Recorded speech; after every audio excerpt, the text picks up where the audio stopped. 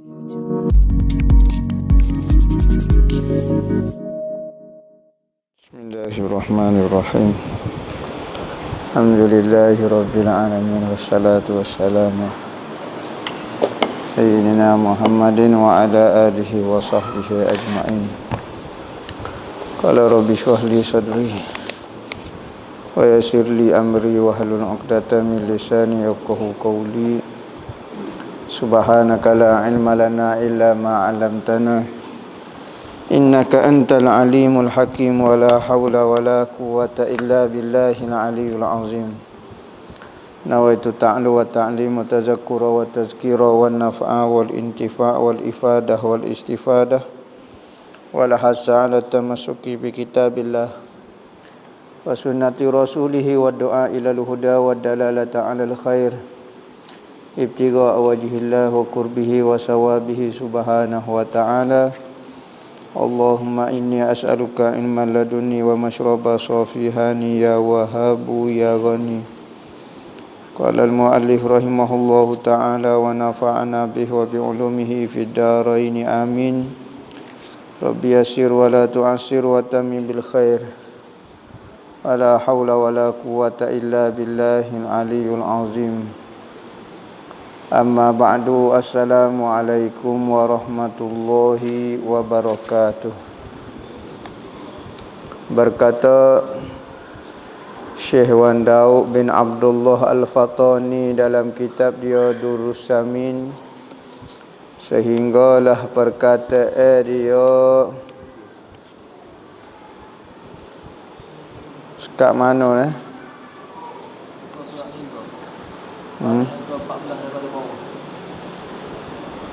Dan adalah ceritanya Allah Abu Hashim. Dan adalah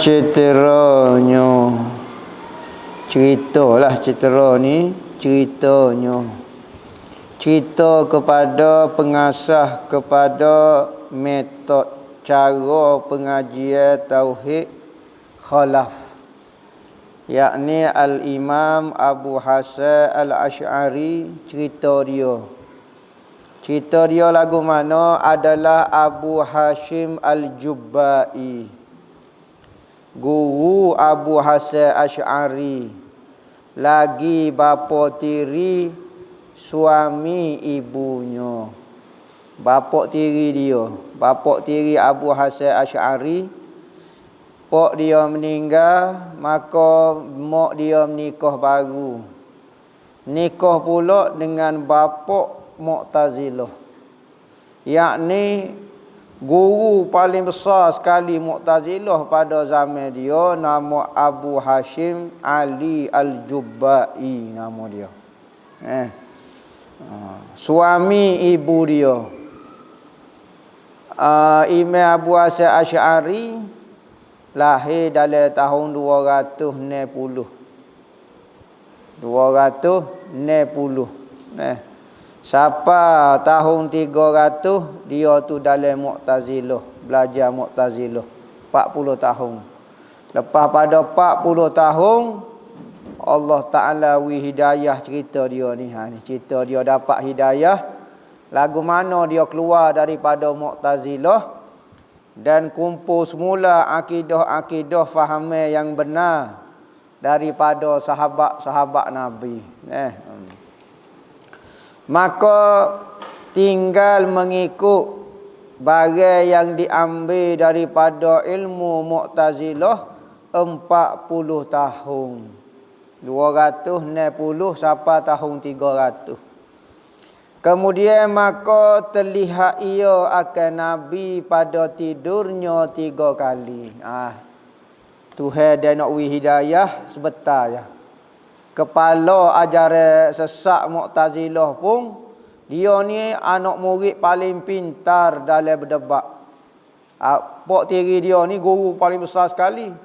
Maka anak tiri dia ni Abu Hasan Asy'ari, paling hebat anak murid dia, paling bisa dalam berdebat. Apabila anak murid bisa, dia mula mempertikaikan guru dia. Bapa? Sebab tok guru dia ni ada masalah, maka anak murid yang pintar dapat kesal.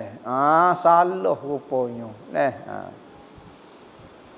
Dia kata, lagu mana bermulanya dia dapat hidayah? Apabila dia mimpi temu dengan Nabi. Berapa kali? 3 kali. Mari temu dengan Nabi. Nabi berkata ia baginya pada tiap-tiap kalinya. Setiap kali mimpi, Rasulullah pesan satu perkara. Rasulullah kata apa? Hai Abul Hasan, tolong olehmu akidah lah yang diriwayatkan daripada aku. Maka bahawasanya ia akidah hak riwayat itu yang sebenar. Katanya Rasulullah di dalam mimpi ketika bertemu dengan Abu Hasan Asy'ari, wahai Abu Hasan Asy'ari, tolong agama Tuhan. Gitulah lebih kurang. Tolong akidah yang aku duk bawa. Maka sembuh Abu Hasan pada yang ketiga kalinya, betapa aku tinggal akan mazhab yang sudah aku tasawur ke masalahnya dan aku ketahui akan dalilnya 30 tahun daripada bicara aku dengan ilmunya. Katanya Abu Hasan Asy'ari, lagu mana aku nak tinggal, aku duk ngaji tak Mu'tazilah ni. Nak tinggal lagu mana? Semua masalah huraya, perbahasan di dalam ilmu Mu'tazilah ni hamba faham belaka. Nak tinggal lagu mana? Salah kata mana? Maka sabdanya Rasulullah sallallahu alaihi wasallam, jika tiada aku ketahui bahawasanya Allah Ta'ala menolong akan dikau dengan pertolongannya, tiada aku suruh akan dikau. Katanya Abu Asy'ari, ambo nak cari lagu mana? Ambo lah ni duk ngaji Mu'tazilah ni. Faham Mu'tazilah. Pas nak cari ilmu akidah hak sebenar hak mu bawa lagu mana ya Rasulullah? Tak nampak jalan nak pergi jumpa siapa. Maka Rasulullah jawab, aku suruh ni jolo dah ni. Aku suruhmu ni, kalulah aku tak tahu Allah Ta'ala memang nak naik ke agama yang sebenar melalui dirimu, nescaya aku tak mari mimpi, mari royak kepadamu. Berarti lepas ni Tuhannya pandai, itulah mu akan jumpalah kebenaran tu. Kemudian maka jaga ia daripada tidurnya. Bangun dia daripada tidur. Maka berkata ia, maka tiada kemudian daripada nyata yang sebenar melainkan sesat. Kemudian maka mengambil akan beberapa hadis yang menolong akan iktikad ahli sunnah wal jamaah. Maka katanya Abu Hasan Asy'ari, kita ni sesat dulu baru temu kebenaran. Kali Tuhan wak sesat ni kali nak suruh temu kebenaran kali. Maka dia mula belek semula hadis-hadis Nabi. Kerana pada masa dia tu hadis mula ditulis dah. Sebab dia tahun 260 dah. Maka dia tengok semula iktikad ahli sunnah yang datang pada melihat akan Allah Ta'ala pada hari kiamat. Antara iktikad Mu'tazilah, Tuhan tidak boleh dilihat pada hari kiamat. Tak boleh tengok. Kerana Mu'tazilah kata kalau Tuhan boleh tengok, berarti Tuhan itu berlembaga, berada di hadapan kita. Tengok. Bagi dok belakang nak tengok lagu mana. Maka katanya Mu'tazilah, Tuhan tidak bertempat. Lagu ni, dia ni Mu'tazilah ni, dia terlalu menyucikan Tuhan sehingga banyak benda dia nafikan. Benda hak daripada Al-Quran dan hadis pun dia nafikan kerana terlalu menyucikan Tuhan. Seperti dia kata Tuhan tidak ada sifat, Tuhan zat mata-mata. Dia takut jadi dua pula. Zat so sifat lagi, nafi wahdaniyah pula. Maka dia guna kaedah.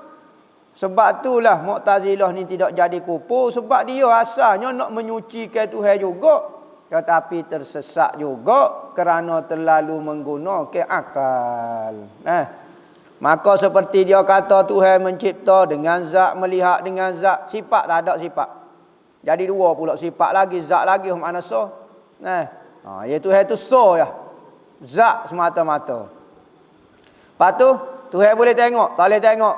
Sebab apa? Kalau tengok dia akan jadi tokoh duduk depan kita lah. Ikutlah lagu mana. Berarti dia berada di hadapan kita. Dia berlembaga, dia berarah. Katanya Mu'tazilah. Maka katanya Abu Hasan Asy'ari ambo mula belek semula. Hadis-hadis berbicara mengenai tengok Tuhan pada hari kiamat.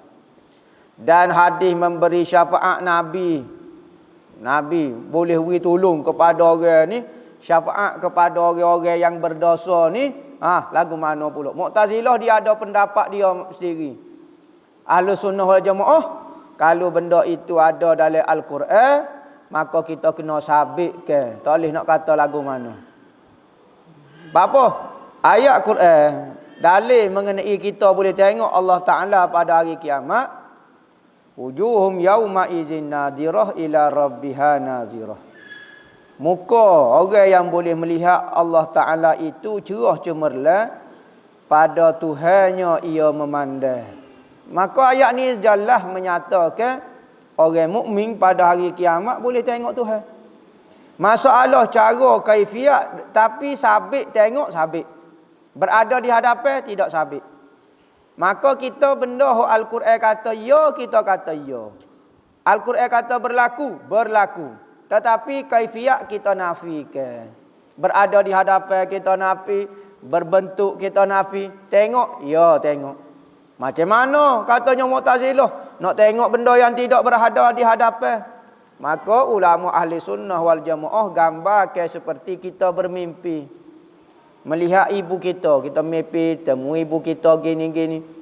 Pada masa kita mimpi, kita tengok mak kita duduk mana? Duduk depan kita? Ada. Dalam otak kita? Tak ada. Mu tengok ke duk? Tengok. Lepas tu duduk mana masa tu mak demo? Mu tengok depan pun tak ada. Sudah. Duduk dalam otak pun duduk, tapi demo tengok. Tengok. Maka ayat Quran kata tengok sudah. Maka dia mari pula ayat Quran kata la yudrikuhul absar wa huwa yudriku. La tudrikuhul absar. La tudrikuhul absaru wa huwa yudrikul absara. Gitu baca. Dia la tudrikuhul absar. Tuhan itu tidak dapat dilihat oleh mata. Dan dia yang melihat mata-mata. Gitu. Ayat Quran itu lebih kurang secara kasar. Maka tu ayat Quran itu kata kita tak boleh tengok Tuhan. Dan Tuhan boleh melihat kita, boleh melihat. La tudrikuhu, tidak dapat dilihat Allah Ta'ala. Tu Allah. Oleh absaru, oleh mata-mata. Maka apa dia maksud dia? Katanya Ahlus Sunnah wal Jamaah, perkataan idrak ini bukan makna lihat. Makna apa? Makna menguasai dan memahami. Memang kita sabit ayat Quran ni. Lepas tu ayat Quran tu kata boleh tengok. Hak ni kata tak boleh tengok. Gini maksud dia. Ayat Quran kata wujuhum yauma idzin nadirah ila rabbiha nazirah. Sabit kata kita boleh tengok Tuhan. Lepas tu ayat la tudrikuhul absar wa huwa yudrikul absar. Hak ni masalah kita tengok dengan cara tak faham. Kerana apa? Mata tidak dapat menguasai Allah Ta'ala. Tak boleh kita nak kata bentuk lagu ni sekian-sekian. Tak boleh. Maka ayat ni menafikan kaifiat. Hak ni mensabitkan kata perbuatan melihat Tuhan. Maka dua-dua kena sabit. Dan tidak bercanggah dengan akal. Kerana kaedah dia, setiap benda yang ada, setiap benda yang ada, maka pasti boleh dilihat.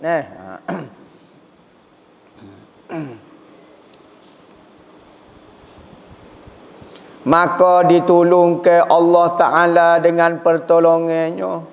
Maka adalah ia membuka daripadanya beberapa bicara dan beberapa dalil dan burhan, tanda yang tiada pernah mendengar daripada syekhnya sekali-kali dan tiada pernah dilihatnya dalam kitab. Kemudian lenyaklah ia daripada mata. Lepas daripada dia duk kaji-kaji, belek habis kitab-kitab dia. Dia tak percaya dah kok tok guru dia, ayah tiri dia ni. Maka dia kaji sendiri. Kaji-kaji sendiri lepas daripada dapat petunjuk arahan daripada Nabi. maka Allah Ta'ala tolong sungguh dia buka sungguh, jumpalah benda yang sebenarnya. Nah, jumpa dengan benda yang sebenarnya lagu mana? Maka dia pun hilang ke diri, asing ke diri. Nah, tak jumpa dengan orang duduk bersuluk.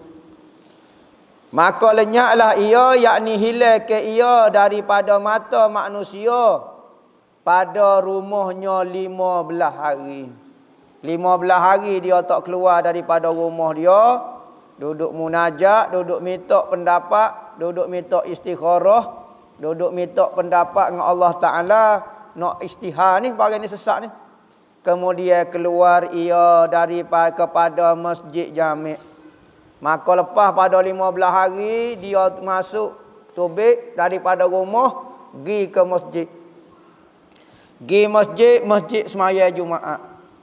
Dan naik ia ke atas mimbar. Naik atas mimbar, orang pun mari berderu tengok. Ada nak kecek gapo.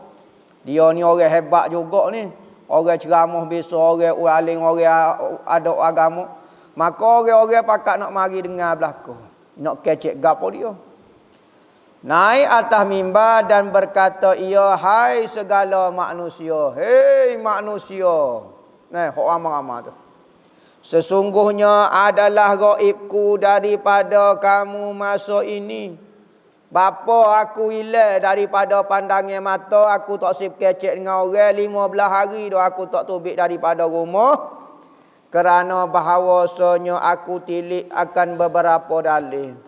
Kerana aku buat kajian, aku cari semula dalil ni. Betul kodok pegangnya Mu'tazilah ni. Maka aku dapat gapo tu?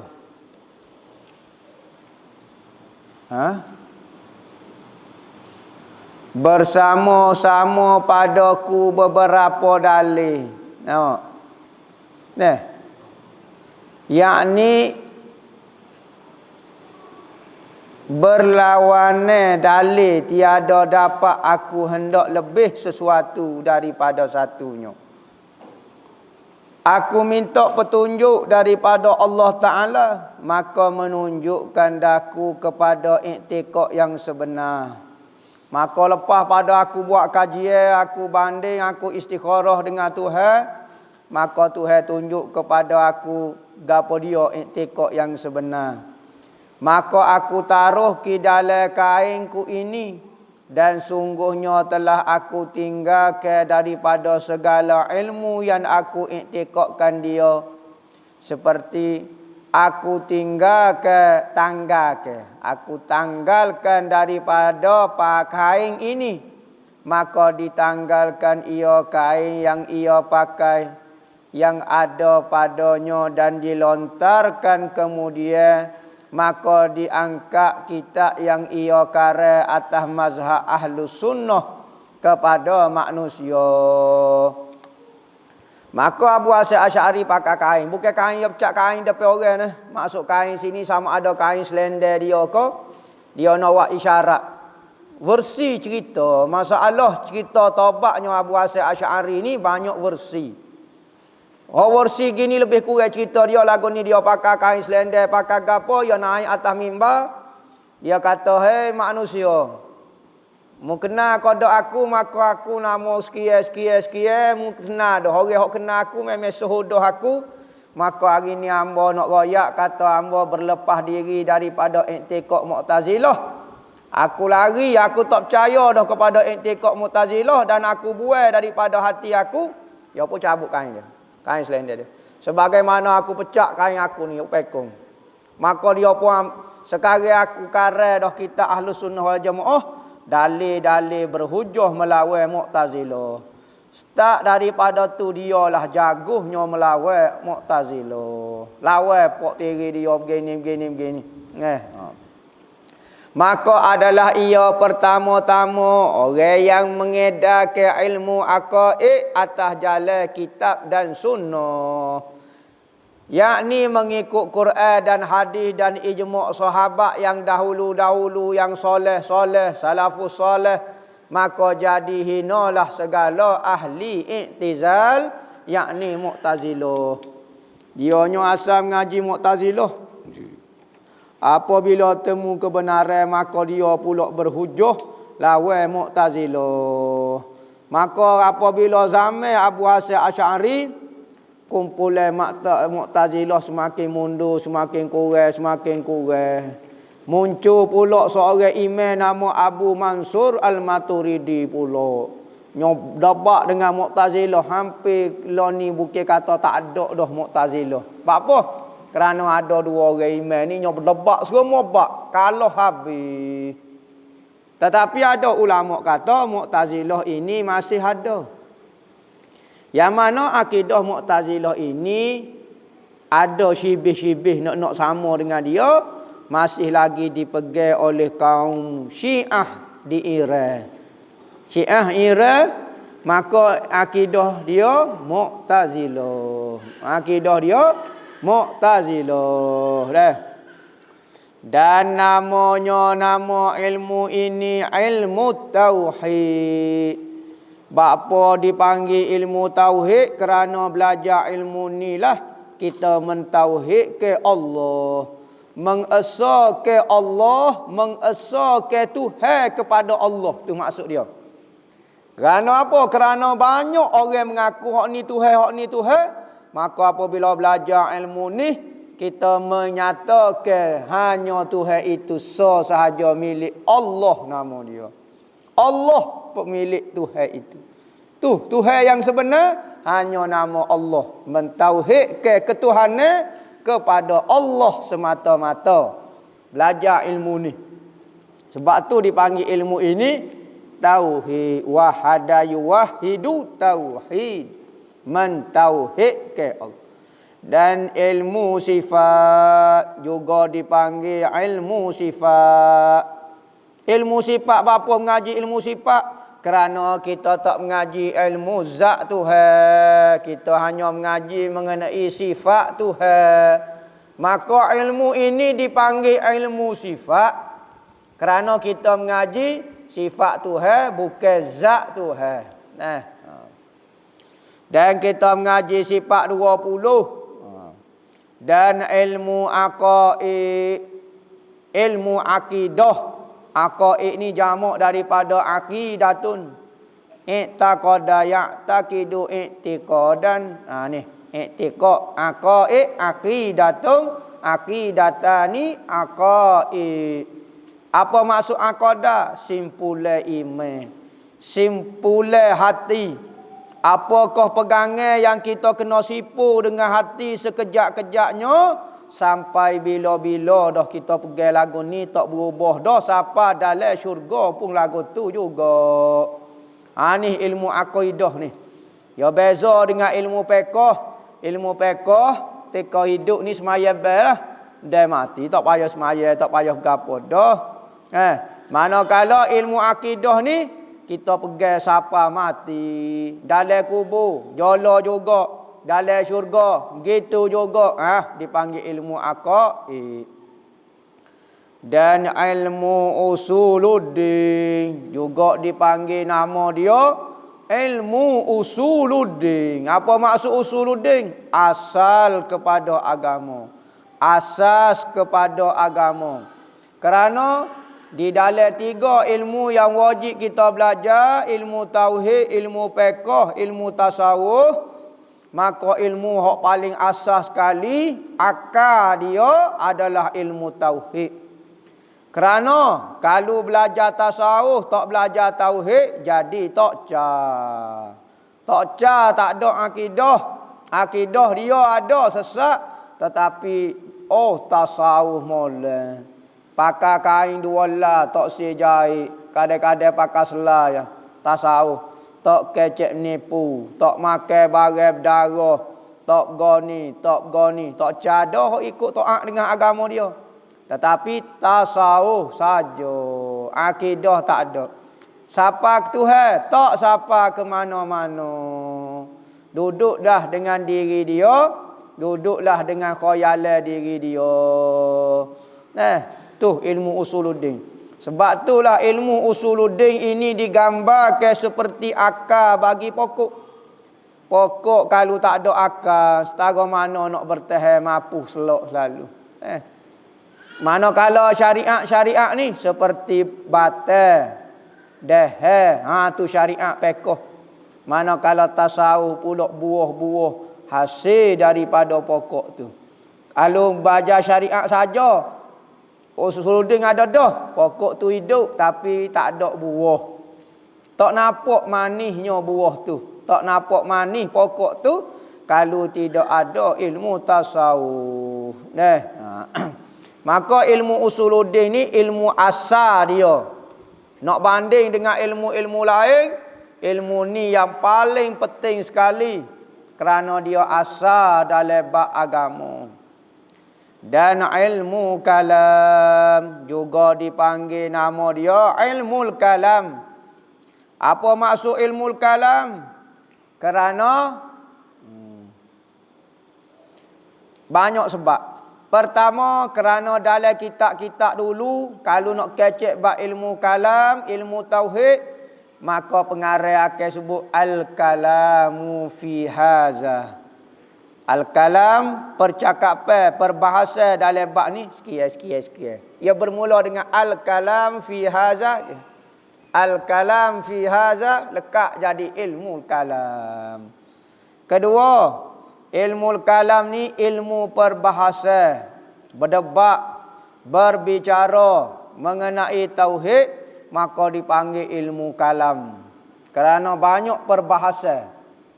Ketiga, kerana perbahasa sifat kalam terlalu panjang lebar sehingga ilmu ni dipanggil ilmu kalam sebab sifat kalam dibahas secara panjang lebar dan pernah jadi kontroversi sifat kalam ini. Pada zaman Bani Abbasiyah, Bani Abbasiyah tak silap hamba, khalifah, 3 khalifah sempat jadi Mu'tazilah.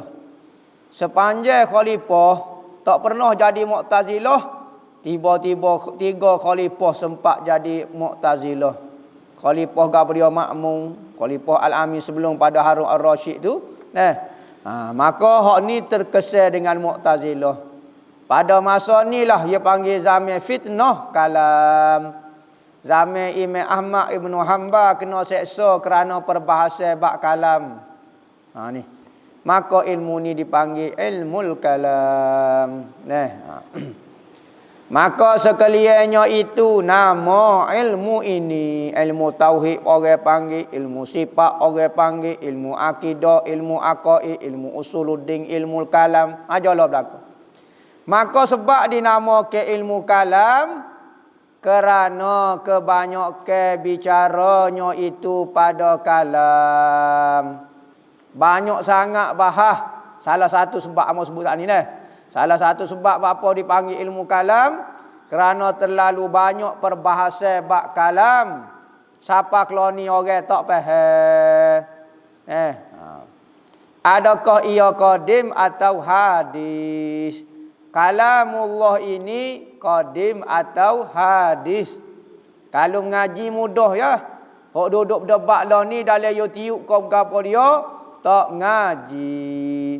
Apabila tak mengaji jadi payah, jadi semabuk. Bijak sendiri pun ada nah. Patuh kalau mengaji pun kalau faham, kalau tak faham jadi pening juga. Maka sifat kalam ni jelas.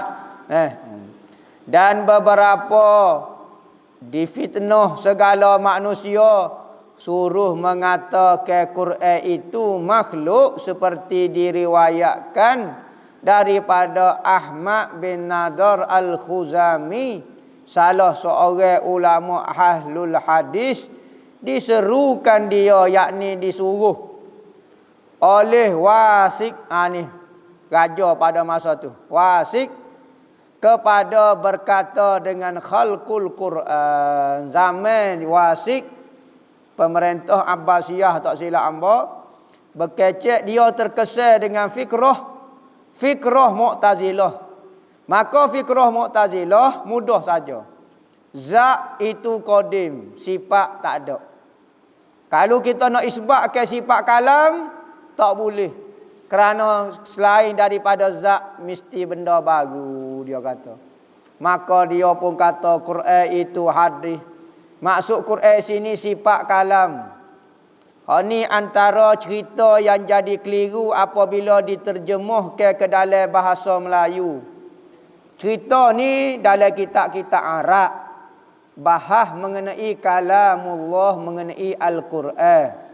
Al-Quran ni qadim ke tidak qadim?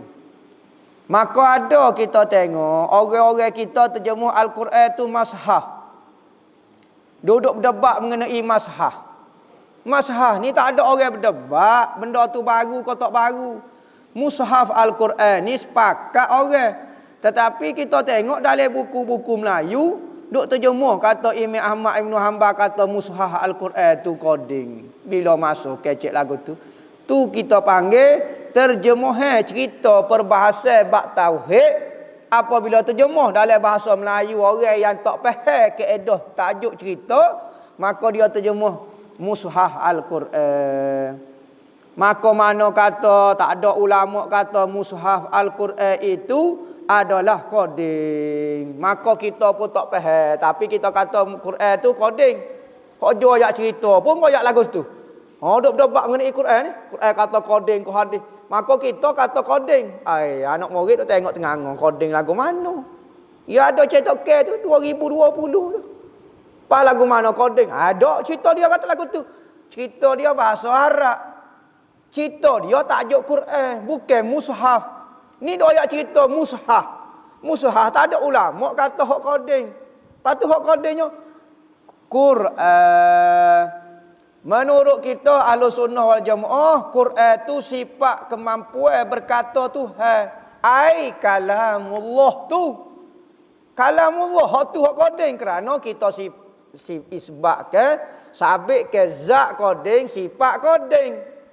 Mu'tazilah kata dak zat saja coding selain daripada dia baru belaka. Dia dok kata sifat Tuhan kalamullah. Ai bermakna Quran tu, Quran makna dua. Nah, dalam ilmu tauhid, Al-Quran dengan makna mushaf, hak ni tak ada ulama khilaf. Semua kata baru. Al-Quran dengan makna sifat, yakni kalamullah. Sebab tu Al-Quran dipanggil kalamullah tak masyhur dalam ilmu tauhid kerana menyebabkan keliru. Takut orang faham mushaf tu kalamullah tu makna mushaf. Maka orang doyak cerita dulu dok berdebat bab mushaf. Ngaruk juga cerita. Boyak ke budak-budak dok debat. Siapa keluar ni dia kata Quran tu coding, Quran tu coding. Quran tu coding tu. Quran tu coding lagu mana? Tu maksud dia ada cetak ke dia. Maksud Quran kalamullah itu hak coding. Yakni sifat Tuhan itu coding. Maka engge ia maka dikerak lehernya. Antara ulama kita nama Syekh Ahmad bin Nazar Al-Khuzami kena bunuh angkaranya. Angkara tak sebut kata sifat kalamullah Al-Quran itu adalah benda baru. Dah bagi kita Al-Quran itu maknanya sifat Tuhan. Maka kalau makna Al-Quran itu bukan makna mushaf, makna sifat Tuhan itu qadim. Ya qadim. Dan digantungkan kepalanya pada Baghdad. Ni cerita ni di Baghdad belakang ni. Sebab Imam Ahmad Ibn Hanbal berada di Baghdad. Katanya Imam Syafi'i dia dulu mengajar di Baghdad, buka pondok di Baghdad. Lepas pada tu dia pindah ke Mesir, mengajar buka pondok baru pula. Masa dia tinggal Baghdad, dia tinggal pondok dia hak lama dulu. Dia kata aku tak tinggal seorang anak murid yang paling alim dalam ilmu fiqh. Anak murid aku hak paling boleh harap sekali kecuali Ahmad Ibn Hanbal. Dia duduk di Iraq ni, Baghdad. Maka Imam Syafi'i berpindah ke Mesir, bagi pula anak murid generasi baru dia pula, anak murid-murid Mesir dia. Maka bukalah dia mazhab, kau jadi dipanggil. Imam Syafi'i. Maka dikerak kepala dia, digantung. Gantung kepala dia. Dan disuruh orang tengok dan memalingkan mukanya daripada kiblat maka mengkhabarkan yang menunggu itu kepada wasik bahawasanya ia melihat pada malam berpaling ia sendirinya ke kiblat. Nak marah tak marah pemerintah pada masa tu ke ulama ni, dia kerak pala, dia ambil pala, dia gantung menghadap membelakangi kiblat lagu tu. Nak marah. Maka katanya hok tunggu sebagai pelajaran. Siapa dia beriktikad lagu ni, ambo akan kerak pala, tengok ambo kerak bunuh dah seorang ulama. Maka dia buat lagu tu, katanya hok tunggu mayat tu, dia kata tiap-tiap malam pala tu mutas sendiri ke arah kiblat. Nak ayat khamak Syekh Ahmad bin Nadar Al-Khuzami ni. Khamak dia kena kerak tekak pun mutas lagi pala dia menghadap ke arah kiblat. Maka mengkhabarkan yang menunggu itu kepada wasik bahawasanya ia melihat pada malam-malam ia sendiri berpaling sendiri ke arah kiblat dengan mukanya paling. Patut lagu mana? Membaca akan surah Yasin dengan lidah yang fasih. Ramak dia. Siap paling, siap baca surah Yasin dah pula. Dan pada satu riwayat membaca ia, dalam riwayat cerita lain pula, ni cerita-cerita ulama lah. Maka hak ayat cerita ni bukan orang kedai kopi. Ulama juga terima nah. Maka kita percaya cerita ni kerana dia ditulis oleh ulama. Kau percaya PhD lagi pada ulama. Maka PhD ni belum tentu lagi cerita dia betul. Contohnya lah. Jadi apabila kita percaya kepada ulama, ni cerita dia. Dia pun tulis dalam kitab-kitab dia. Maka kita percaya cerita ni berdasarkan kerana dia. Dia akan bertanggungjawab kalau cerita dia salah. Dan ulama ni berarti dia akan tanggungjawab tak supo-supo kita fatwa salah, pendapat salah. Gosok kali pakai wak senyap. Cakap nak tarik, saya orang pandai, saya orang bijak, saya pakai spek ke apa. Cakap saya nak tarik pendapat saya, nampak bodoh dah pula. Walau senyap gitu dengan salah gitu. Akhir sekali orang teken-teken. Minta maaf juga. Tapi itulah puas hati. Dia lagi tambah. Jadi masalah juga. Jadi ulama-ulama dulu dia bertanggungjawab, hak dia salah dia mengaku. Semua hak kita cerita, hak kita ambil daripada kalangan ulama, dia akan bertanggungjawab. Orang lah ni tak sih percaya kepada ulama. Nak suruh orang pegang bukan pendapat ulama. Kalau ulama nya pakat main belaka. Pakat tak percaya belaka. Daripada serendah-rendah manusia tak percaya kepada ulama. Budak SPM tak percaya kepada ulama. Budak tadika tak percaya kepada ulama. Mokcik jual goreng pisang tak percaya kepada ulama. Pemerintah hak tinggi tak percaya pada ulama. Semua tak percaya kepada ulama lah ni. Ada orang kata, lah ni pemerintah tak percaya kepada ulama. Pas demo. Percaya kau tak kepada ulama? Ulama ajar suruh pergi semaya fardu. Ulama suruh kata belajar ilmu fardu ain. Tak percaya juga. Ada orang dok tengok ahli atas ya kata tak si pegang pendapat orang alim ulama. Demo pegang kau tak? Demo tak pegang supaya tolong. Kalau demo naik atas pun supaya tolong juga demo ni. Jadi cerita hak tolong dah. Tapi lagu tu lah. Kita orang alim ni kena jalankan tugas kita. Ada riwayat kata baca surah Alif Lam Mim ahasiban nasu an yutraku an yaqulu amanna wa hum la yuftanun. Dan rayah ilmu ini rayah maknanya kesudahan ilmu ni ngaji gapo dia. Wallahu a'lam.